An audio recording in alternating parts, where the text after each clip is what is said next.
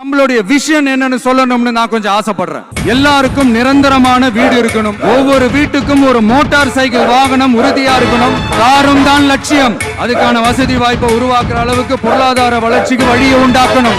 ஒவ்வொரு வீட்டுல இருக்கிற ஒவ்வொருத்தரும் மினிமம் டிகிரி படிச்சிருக்கணும். ஒவ்வொரு வீட்லயும் குறைந்தபட்சம் ஒருத்தருக்கு நிரந்தர வருமானம் கிடைக்கணும். அதுக்கான வேலை வாய்ப்பை உருவாக்கணும்.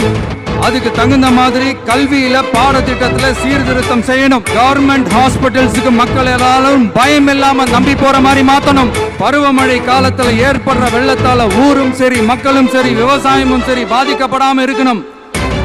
அதுக்கு 4000 கோடி திட்டம்னு ஒரு உருட்டாங்களே, அந்த மாதிரி எல்லாம் எதுவும் இல்லாம உண்மையான ஒரு பாதுகாப்பு திட்டத்தை உருவாக்கணும். மீனவர்களோட, தொழிலாளர்களோட, நெசவாளர்களோட, அரசு ஊழியர்கள் மற்றும் ஆசிரியர்களோட கருத்து கேட்டு அவங்களுக்கான பாதுகாப்பு மற்றும் வளர்ச்சி திட்டங்களை உருவாக்கணும்.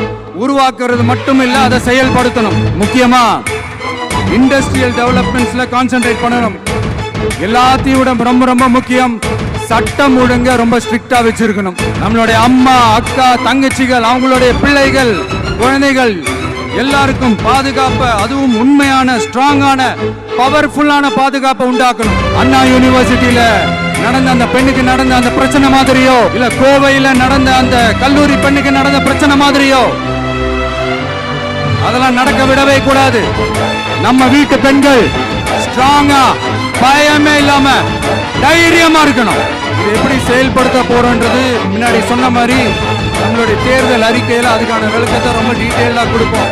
நான் சும்மா மத்தவங்க மாதிரி அவங்கள மாதிரி எல்லாத்தையும் அடிச்சு விட்டுட்டு ஏமாத்துற வேலையெல்லாம் இங்க கிடையாது நம்ம கிட்ட.